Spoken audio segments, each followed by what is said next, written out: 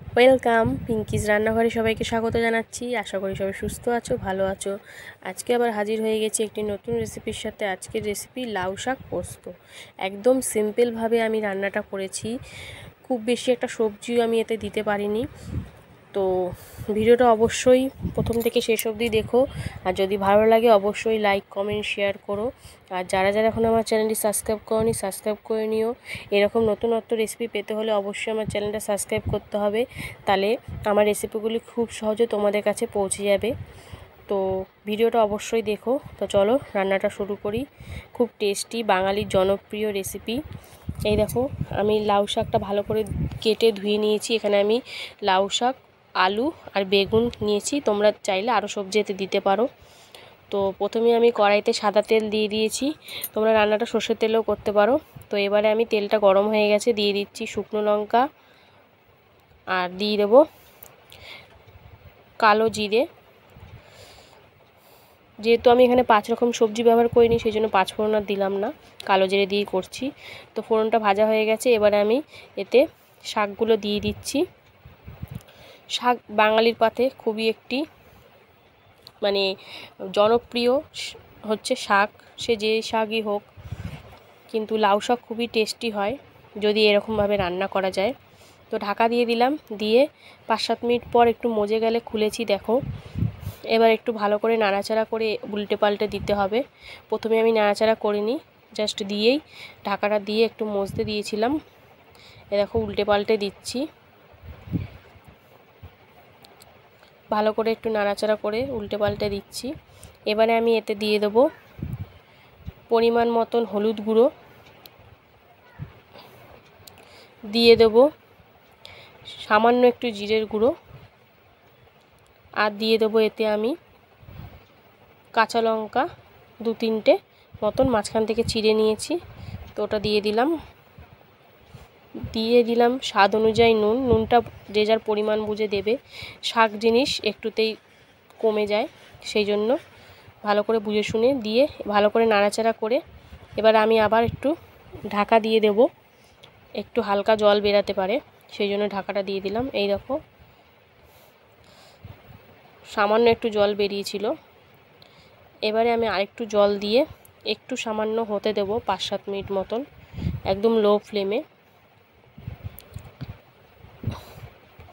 ভালো করে সবগুলো ঢুকিয়ে দিলাম জলের তলায়।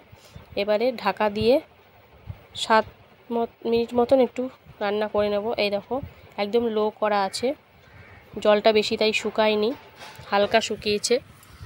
তো আবার একটু ভালো করে নাড়াচাড়া করে নিচ্ছি। এবার আমি এতে দিয়ে দেব পোস্ত আর কাঁচা লঙ্কা বাটা। কাঁচা লঙ্কা আমি দুটোই দিয়েছি, খুব বেশি দিইনি। দিয়ে এবারে আমি একটু ভালো করে মিশিয়ে নেব লাউ শাকের সাথে। তোমরা এতে চাইলে সামান্য একটু কুমড়ো কি ঝিঙে, পটল এগুলোও দিতে পারো, ভালো লাগবে খেতে। আর এরকম করে খেলেও ভালো লাগবে, খুব কম ইনগ্রিডিয়েন্টস উপকরণ দিয়ে করলেও কিন্তু ভালোই লাগবে খেতে, খারাপ লাগবে না। আরও যদি বেশি সবজি দেওয়া তাহলে তো আরোই ভালো লাগবে।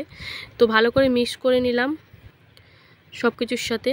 দিয়ে দেবো এবার আমি এতে হালকা একটু মিষ্টি, কুমড়ো শাক পোস্ত দিয়ে যেহেতু একটু মিষ্টি মিষ্টি হবে, আবার একটু ঝাল ঝালও হবে। লঙ্কা 2-3টে চিড়ে দিয়েছি, একটু বেটে দিয়েছি, আবার শুকনো লঙ্কা ফোড়ন দিয়েছি, তাই একটু হালকা মিষ্টি দিলাম যাতে সব একদম লেভেলে থাকে।